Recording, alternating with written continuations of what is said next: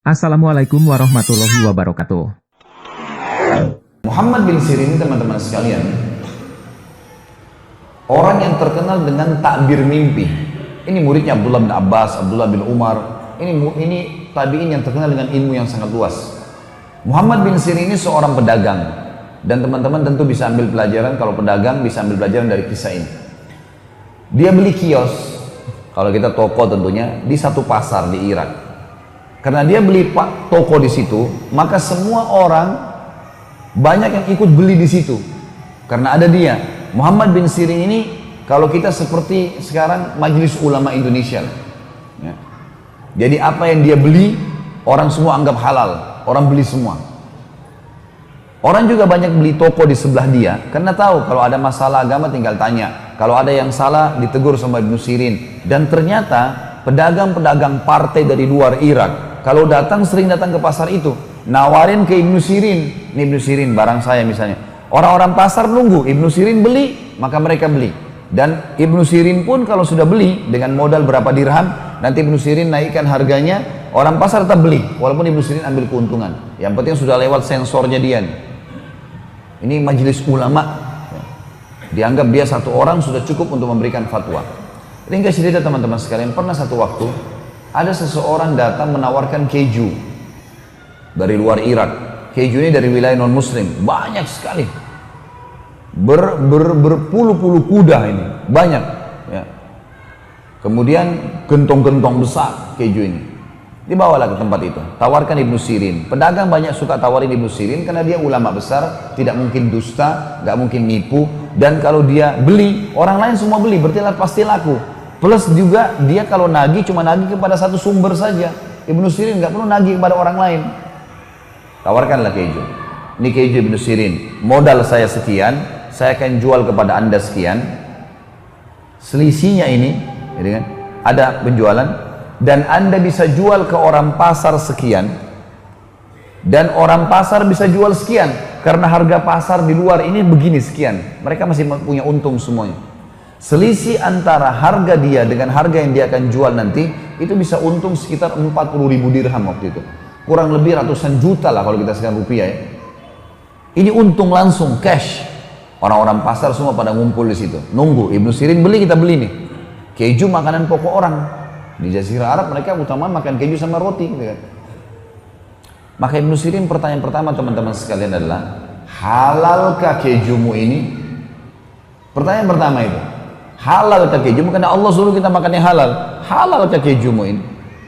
Maka dia bilang, Ibnu Sirin, kata pedagang ini, keju, susu dikeringkan, kasih garam, jadi keju. Apa masalahnya? Kata Ibnu Sirin, tidak demi Allah. Keju orang-orang non-muslim itu bisa dicampur dengan lemak-lemak hewan yang haram. Babi lah, anjing lah, atau apalah.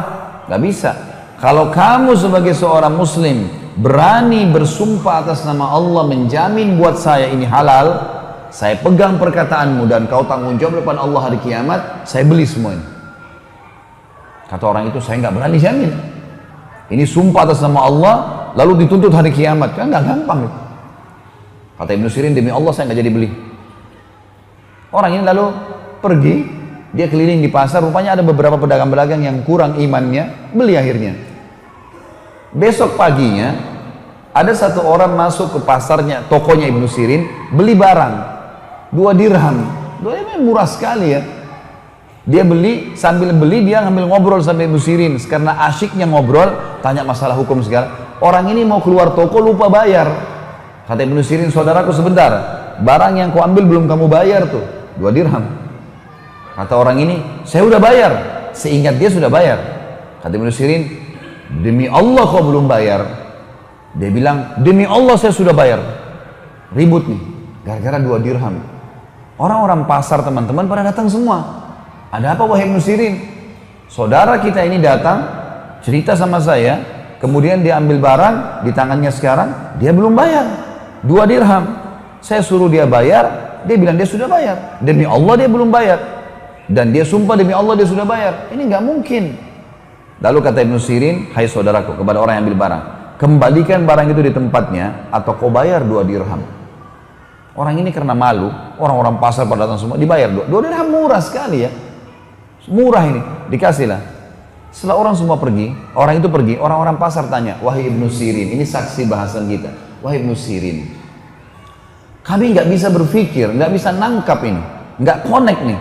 Kemarin Anda menolak 40.000 dirham karena syubhat. Nggak jelas halal atau haram. Anda tinggalkan 40.000 dirham, ratusan juta. Sekarang Anda bersumpah atas nama Allah untuk 2 dirham. Nggak connect, gimana caranya? Berikan kami pemahaman. Kata Ibnu Sirin, iya demi Allah, saya akan bersumpah atas nama Allah atas 2 dirham itu, karena saya tahu dia belum bayar. Berarti dia akan makan sesuatu yang haram, dan Allah akan hukum saya karena saya tahu dia belum bayar, serta dia juga akan dihukum sama Allah karena makan yang haram. Tidak penting keuntungan bagi Ibnu Sirin. 40.000 dirham haram, syubhat. 2 dirham tadi menjadi masalah, maka harus saya ingatkan. Masalah sederhana ya, tapi lihat bagaimana orang yang sudah mengenal Tuhannya teman-teman, dia hati-hati sekali. Kejadian yang kedua, beberapa hari kemudian datang seorang pedagang madu ke tempat Ibnu Sirin. Madu ini teman-teman dibawain satu gentong besar, 250 kilo madu. Dibawa, mungkin berlipat ganda dari besarnya meja ini. Datang tawarin Ibnu Sirin, saya ada madu. Kebetulan Ibnu Sirin waktu itu baru belanja untuk tokonya, sudah penuh tokonya ini dengan barang-barang. Maka yang terjadi teman-teman sekalian, Ibnu Sirin, orang ini bilang, Ibnu Sirin saya punya madu, belilah. Kata Ibnu Sirin, saya nggak ada duit sekarang, cash nggak ada. Toko saya baru penuhin, lihat aja penuh barang-barangnya. Kata orang itu, baiklah, jatuh tempo nggak masalah, 3 pekan. Ibnu Sirin, baik, jatuh tempo silahkan. Sudah, gentong itu ditaruh teman-teman sekalian di situ. Malam hari, waktu mau tutup toko, seperti biasa kita kalau sudah mau tutup toko, Ibnu Sirin lupa tutup gentong madu itu. Ada tutupnya, dia lupa tutup. Jadi terbuka. Besok pagi dia waktu buka toko, ditemukan ada bangkai tikus. Ada tikus kecil rupanya, masuk ke madu itu, melengket, nggak bisa keluar, mati. Di atas madu itu. Gentongnya besar sekali ya, 250 kilo. Tikusnya kecil, mati di situ. Ibnu Sirin teman-teman waktu masuk ke toko, kemudian lihat tikus itu, kira-kira kalau anda menjadi Ibnu Sirin, apa yang dibuat dengan madu itu? 250 kilo madu gentong besar, tikus kecil mati di atasnya. Yakin dibuang semua? Bagus sekali masyarakat Denpasar, Masya Allah. Saya acungkan jempol tuh. Ibnu Sirin bilang sama pegawainya, angkat nih gentong, bawa ke sungai, alirin di sungai, bukan dibuang di tempat sampah ya, ambil alirin di sungai supaya tidak ada yang pakai madu ini, dibuang semua. Waktu pegawainya Ibnu Sirin ini gentongnya besar, 8 orang yang angkat, lewat di pasar, orang pasar semua lihat Ibnu Sirin mau jual madu kemana? Diikuti ternyata ke sungai, dialirin di sungai, dibuang. Orang-orang pasar tanya, Ibnu Sirin, madu mahal, ngapain dibuang ini? Nilainya mahal ini. Kata Ibnu Sirin, tadi saya temukan ada tikus kecil mati di atas gentong, dalam madu, di atas madu itu. Maka saya buang. Saya tidak mau saya tidak mau menjual, menipu muslimin. Maka kata mereka, Ibnu Sirin, tikus mati, tinggal tarik tikusnya, ambil sekilo 2 kilo, buang. Ngapain satu gentong dibuang semua? Apa kata orang yang sudah mengenal Tuhannya teman-teman sekalian? Masalah sederhana tapi pekah sekali. Kata dia, demi Allah, saya tidak pernah punya jaminan. Adakah di antara kalian yang bisa jamin buat saya tetesan madu mana yang kena dan tidak kena dengan bakterinya bangkai tikus itu? Sekarang kalau kayak kalian bilang sekilo 2 kilo saja dibuang, yang tersisa, dari mana saya tahu madu tetesan mana yang tidak kena atau kena? Lalu saya jual kepada muslimin, ternyata ada yang kena bakteri itu. Maka saya dihisap oleh Allah hari kiamat. Demi Allah saya tidak mau jual. Buang semua. Ini luar biasa. Baik, berjalan waktu. 3 minggu kemudian, Ibnu Sirin karena ini kan mahal ya, dia akhirnya keuntungan tokonya dikumpulin untuk bayar madu ini. Baru terkumpul setengah dari nilai madu. Pemilik madu datang, oh Ibnu Sirin saya mau nagih. Dia belum tahu kisah nih. Kata Ibnu Sirin, madumu sebenarnya 3 pekan yang lalu tuh dimasukin tikus, saya buang karena saya takut menipu muslimin. Nanti Allah akan hisap saya. Jadi saya belum punya uang cash, baru setengahnya. Kalau kau mau ambil setengah ini, dan ambil barang, kalau mau ambil barang saya yang senilai, silakan. Gitu kan. Bijak sekali kan? Kata orang itu enggak, saya mau cash. Kata Ibnu Sirin belum ada. Kata dia, baiklah, saya kasih tempo lagi, 3 minggu lagi ke depan. Berjalan 3 minggu, ternyata Ibnu Sirin juga dengan hikmah Allah, barang yang dijual di tokonya cuma bisa terkumpul 3/4 saja. Uang cash cuma 3/4 saja, belum bisa semuanya. Kata orang ini, kalau begitu Ibnu Sirin saya akan lapor ke hakim pengadilan. Kata Ibnu Sirin, laporkan, silakan. Dilaporlah, hakim tahu siapa Ibnu Sirin, ini ulama besar. Ditanya, ada apa wahai Ibnu Sirin? Ibnu Sirin bilang, 6 pekan yang lalu saudara saya ini memberikan kepada saya madu, jatuh tempo, lalu masuk tikus, saya takut nipu muslimin, saya buang.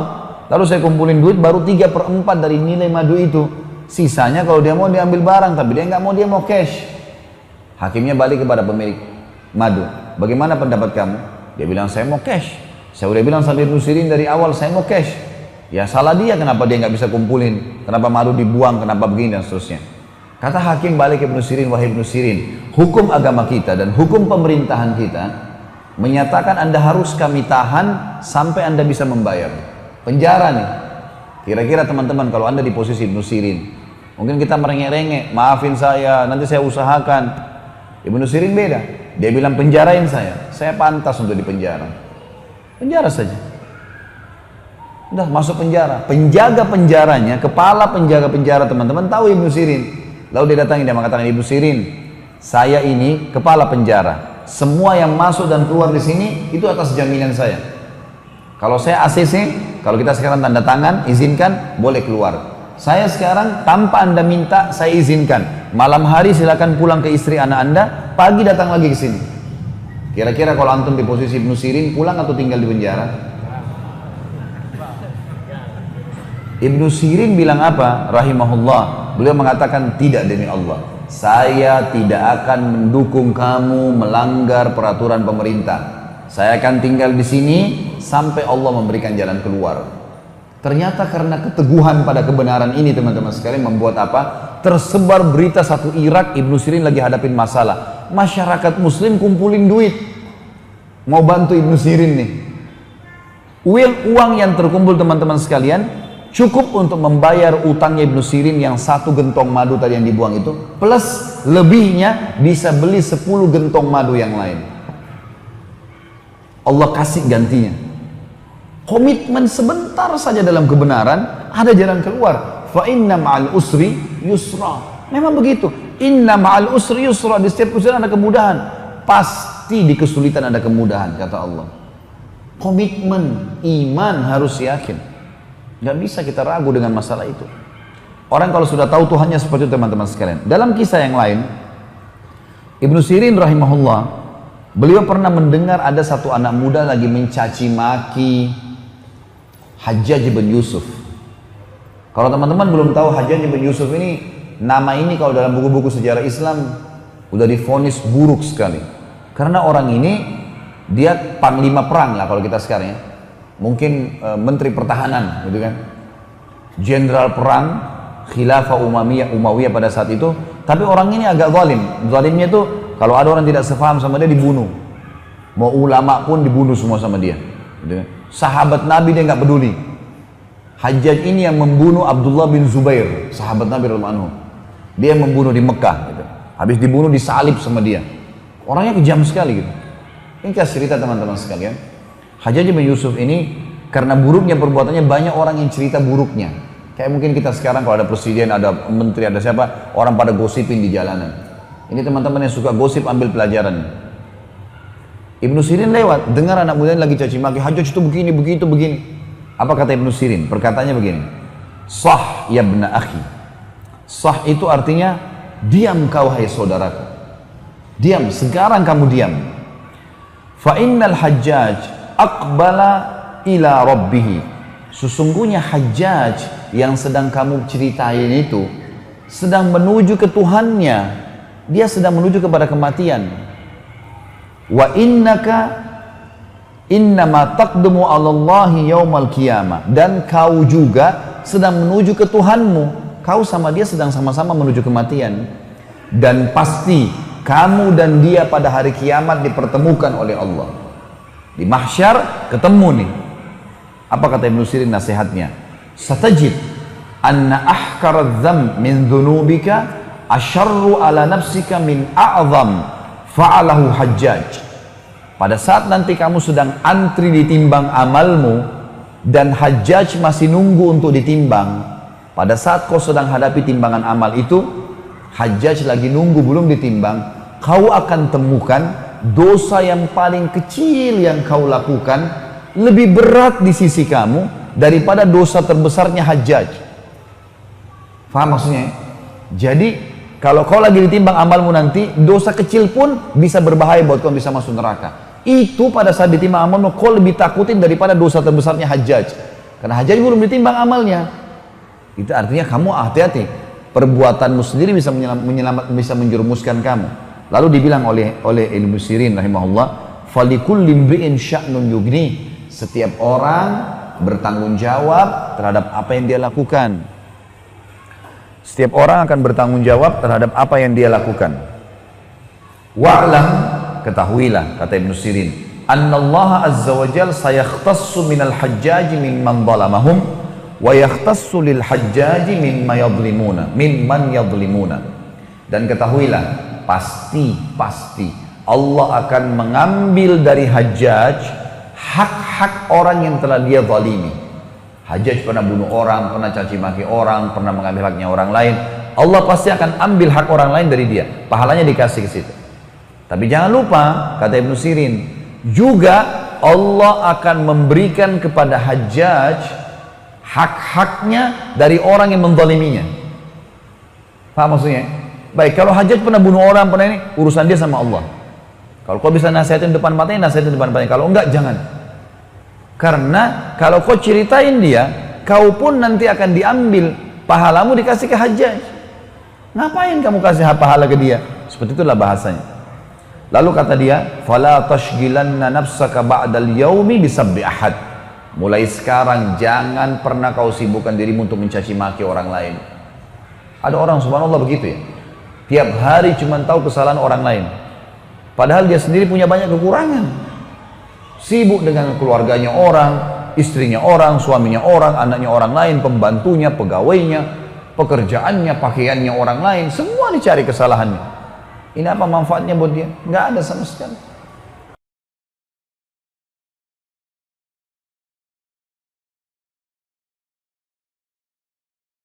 Assalamualaikum warahmatullahi wabarakatuh.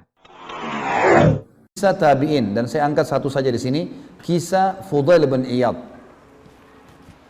Fudail bin Iyad ini teman-teman sekalian dulunya perampok. Fudail ini saking kuatnya secara fisik, ya, dia bisa merampok sendirian teman-teman, sendirian. Orang-orang Arab, kafilah Arab kalau lewat di tempatnya Fudail ini di daerah Irak ya, kalau lewat mereka bilang jangan lewat malam hari. Di sini ada Fudail. Fudail ini gini ciri khasnya teman-teman. Kalau ada kafilah lewat, dibunuh dulu, baru ampas. Jadi biar antum kasih, ini ya harta saya Fudail, jangan bunuh saya, nggak bisa, tebas dulu. Nggak ada ceritanya, bunuh dulu baru ambil harta. Jadi Fudail selalu membunuh ini. Teman-teman kalau belum tahu tentang kedudukan Fudail teman-teman, sekarang kalau antum baca buku apa saja dalam tazkiyatun nafs, pensucian jiwa, masalah keimanan, masalah taubat, pasti ada namanya Fudail ibn Iyad berkata rahimahullah. Fudail ibn Iyad ini ulama besar sekarang, dikenal. Ini dulu dia awalnya perampok, penjahat besar, bunuh orang, setiap orang lewat dibunuh sama dia. Satu waktu teman-teman sekalian, dia mau masuk dalam satu kota, di salah satu kota dekat tempat dia mencuri, dia mau merampok nih. Naik tembok rumah, dia temukan di dalam rumah itu tuan rumahnya lagi sholat malam dan membaca firman Allah dalam sholatnya itu surah Al-Hadid, surah nomor 57 ayat 16. Bunyinya begini. A'udzubillahi minasyaitonirrajim. Alam ya'ni lil ladzina amanu an takhsha'a qulubuhum li dzikrillah wa ma nazala minal haqq wa la yakunu kal ladzina utul kitaba min qablu fatala alaihimul amadu faqasat qulubuhum wa katsirun minhum fasiqun. Artinya, belum tibakah saatnya bagi orang-orang beriman itu untuk tunduk hatinya mengingat Allah dan kepada kebenaran yang telah turun kepada mereka. Ada Al-Quran, ada hadis Nabi, tinggal belajar, mati masuk surga. Itu maksudnya. Lalu janganlah mereka mengira, jangan mereka menjadikan diri mereka seperti orang-orang yang diturunkan Alkitab sebelum mereka dari Yahudi dan Nasrani. Kemudian mereka berlalu dengan masa yang panjang, tapi mereka tidak mau mengikuti kebenaran. Akhirnya hati mereka menjadi keras dan kebanyakan mereka adalah orang-orang fasik. Yang terjadi teman-teman waktu mendengar ayat ini, rupanya Fudail bin Iyad tersentuh. Belum ketiba saatnya orang beriman untuk tunduk, untuk kembali ke jalan Allah. Dia tersentuh. Entah kenapa, dia bilang saya menangis. Fudail bin Iyad menangis. Turun dari tembok itu. Enggak tahu mau kemana. Tengah malam nih. Jalan sana sini mau kemana? Gelap. Gak ada penerangan lampu tengah malam. Dia lihat ada masjid. Ya kita masjid gini. Masih gelap. Masuk ke masjid. Dia nggak tahu. Sholat nggak tahu. Penjahat ini dulu. Nggak ngerti apa-apa. Masuk masjid, duduk depan mihrab. Nangis saja. Waktu menjelang subuh, marbot masjid datang. Masuk masjid, pengen nyalain. Zaman dulu orang pakai minyak sama sumbu ya, dinyala-nyalain supaya terang gitu, kayak kita sekarang lampu gitu. Dia nyala-nyalain, si marbot ini dekat dengan mihrab, kok ada orang. Begitu dekat, Fudail bin Iyad, lari dia. Fudail bin Iyad, lari. Dia lari keluar, tidak berani masuk. Orang tahu, Fudail bin Iyad ini pembunuh. Di masjid, ngapain di masjid ini? Gitu kan. Ada orang-orang yang mau dalam sholat subuh datang semua. Kenapa? Ada Fudail di masjid, tertunda sholat subuh. Nggak ada yang berani masuk. Tertunda, dalam kisah dikatakan tertunda sholat subuh. Orang mau masuk, Fudail di dalam 10 orang, 20 orang pun bisa dilawan sama dia. Orangnya kuat, mahir membunuh orang gitu kan. Akhirnya sampai mereka diskusi-diskusi, ini gimana jalan keluar. Nggak mungkin nggak sholat subuh nih. Sudah lewat waktunya. Maka mereka bermusyawarah. Satu orang bilang, saya coba masuk, lihat deh. Waktu dia masuk, didengar baik-baik, suara tangisan.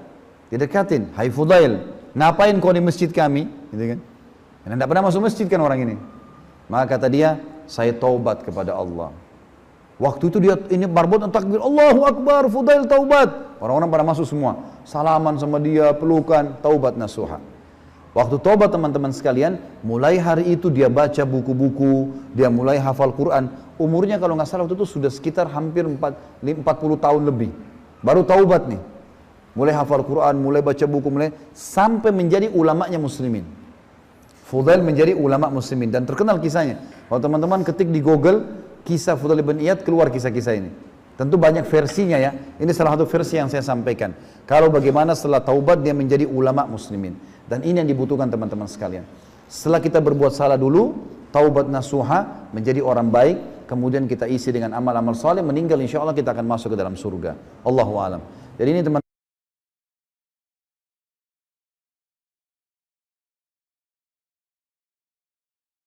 Assalamualaikum warahmatullahi wabarakatuh.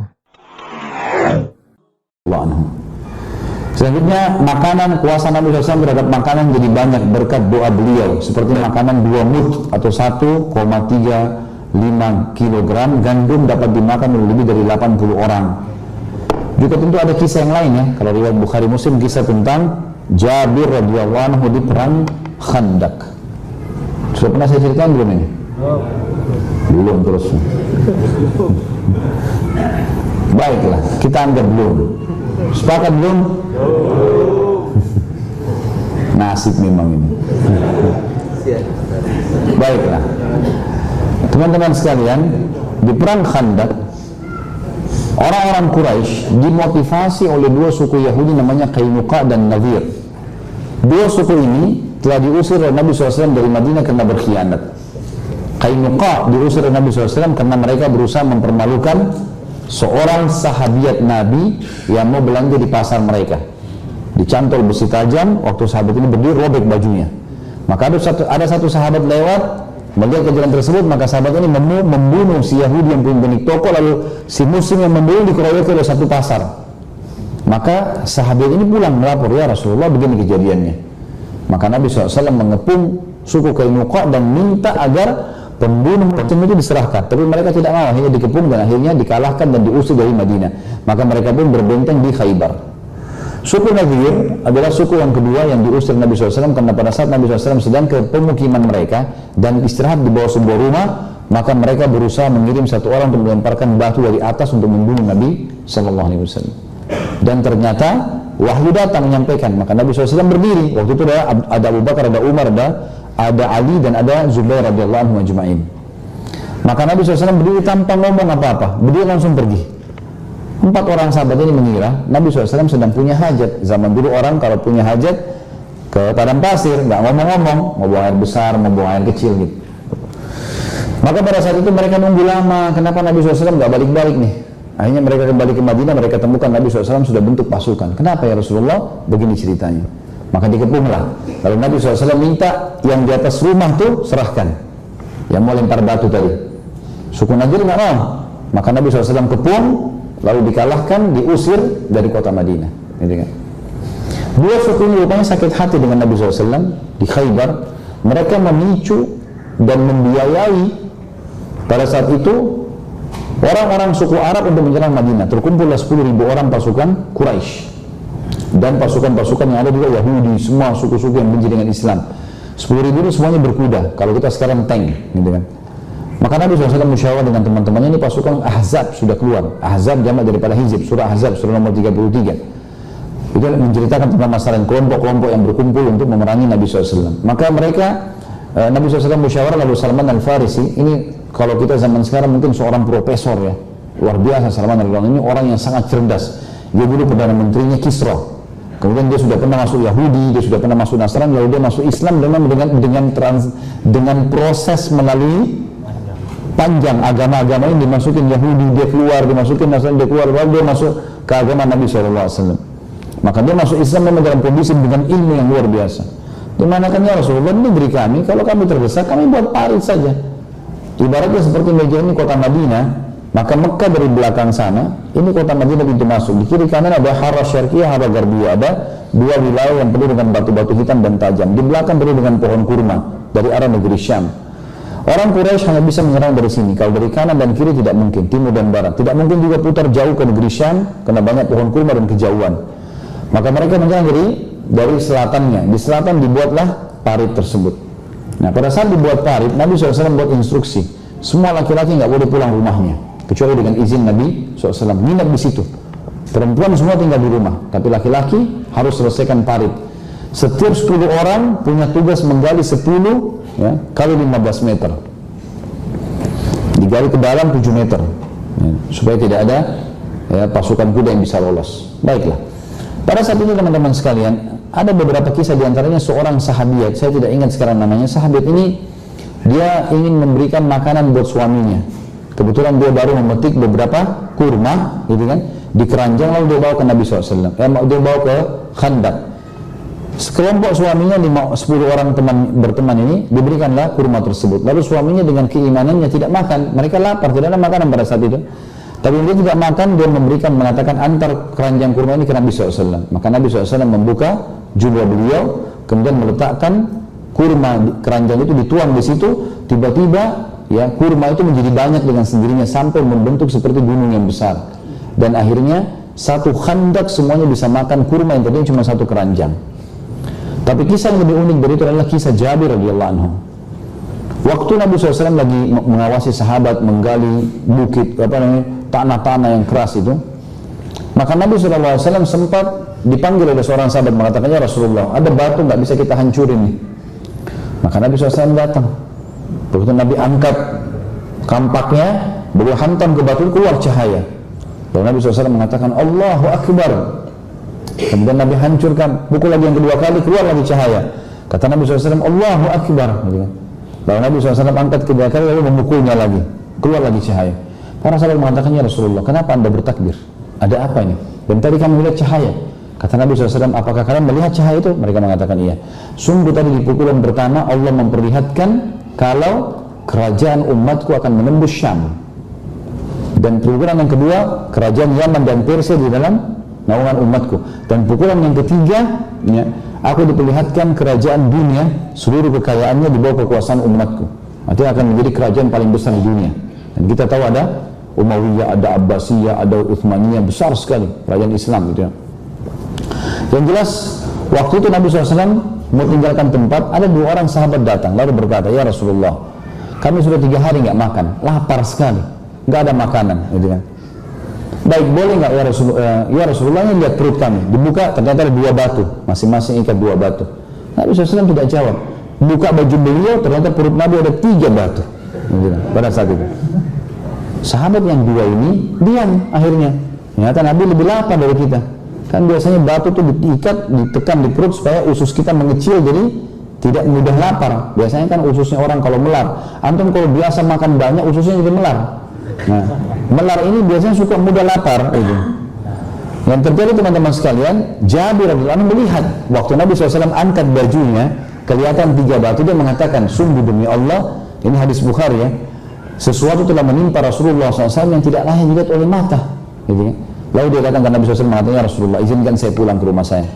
Baiklah, kata Nabi, silahkan, dia pulang ke rumah. Lalu dia mengatakan, hai istriku, dia bilang sama istrinya, sungguh aku telah melihat sesuatu dari Nabi SAW yang sangat memilukan, tidak layak kita membiarkan itu terjadi.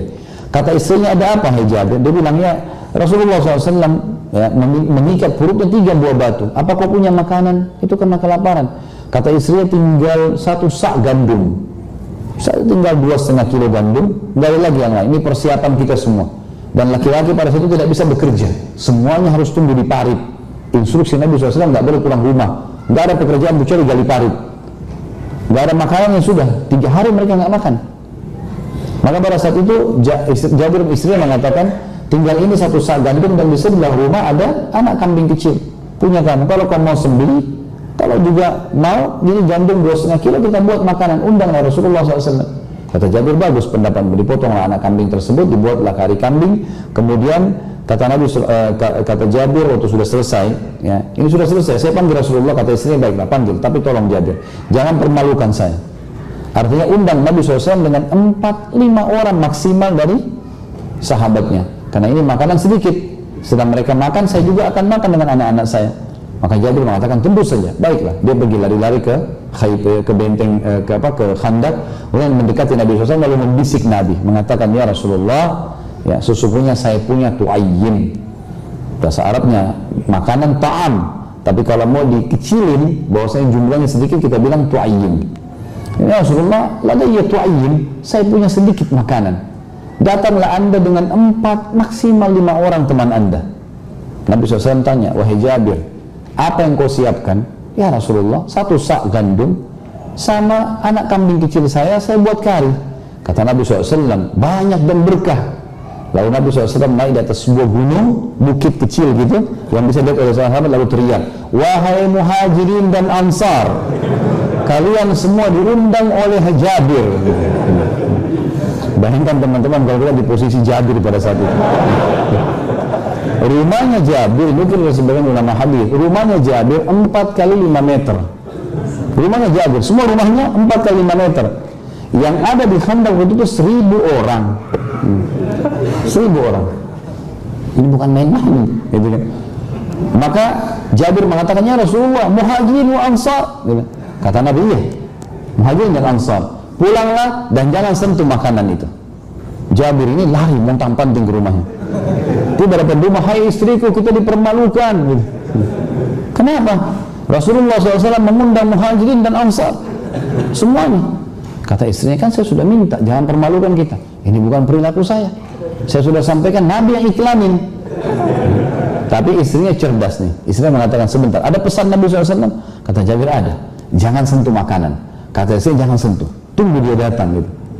Datang Nabi SAW dengan 1.000 orang ke rumah yang 4 kali 5 meter nih. Lalu Nabi SAW mengatakan, tunggulah kalian, ditunggu, suruh tunggu di depan. Nabi SAW masuk, lalu berkata pada Jabir, mana makanannya? Ditunjuk, ini, ada karinya. Mana gandumnya? Ya, ditunjukkan sak. Lalu Nabi SAW berkata kepada istri Jabir, panggil Khabbazah. Khabbazah ini pembuat roti, kalau diundang hanya buat 1.000 roti, 2.000 roti. Kata istrinya, ya Rasulullah, istri Jabir, ya Rasulullah, 1 sak, saya bisa buat sendiri. Kata Nabi, tidak, panggil Khabbazah sebanyak jumlah yang kau mampu. Keluarlah istrinya, panggil istri-istri orang-orang Ansar, ahli-ahli buat roti datang semua. Rasulullah SAW panggil, gitu kan. Maka zaman dulu dibakar sebuah api, teman-teman, gandum itu dirobek, kemudian ditaruh sedikit dipanasin, api jadi roti mengembang. Tidak ada oven, gitu kan, cuma cara seperti itu.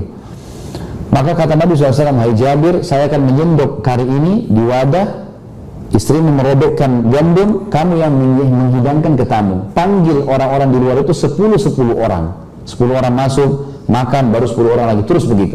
Jangan lebih dari 10.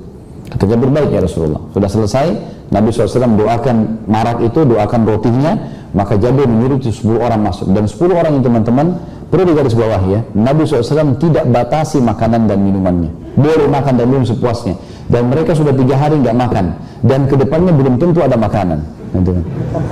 Jadi ini makan yang luar biasa gitu ya. Maka mereka pun akhirnya makan sampai kenyang. Begitu mereka sudah selesai kenyang, maka 10 orang keluar, masuk 10 orang yang kedua. Kata Jabir, demi Allah, sampai semuanya selesai 1000 orang itu gitu kan, semua selesai, marak kami tidak berkurang, gandum kami tidak berkurang. Lalu Nabi SAW berkata kepada keduanya, Jabir dan istrinya, berbagi-bagikan makan ini kepada seluruh masyarakat Madinah karena mereka sedang tertimpa lapar. Maka Jabir pun membagi-bagi, setiap dibagi tidak pernah berkurang. Sampai kata Jabir, kami mulai memakan makanan tersebut, sudah giliran kami, barulah dia berkurang. Dan ini diberikan judul tentang kuasa Nabi SAW terhadap makanan. Kemudian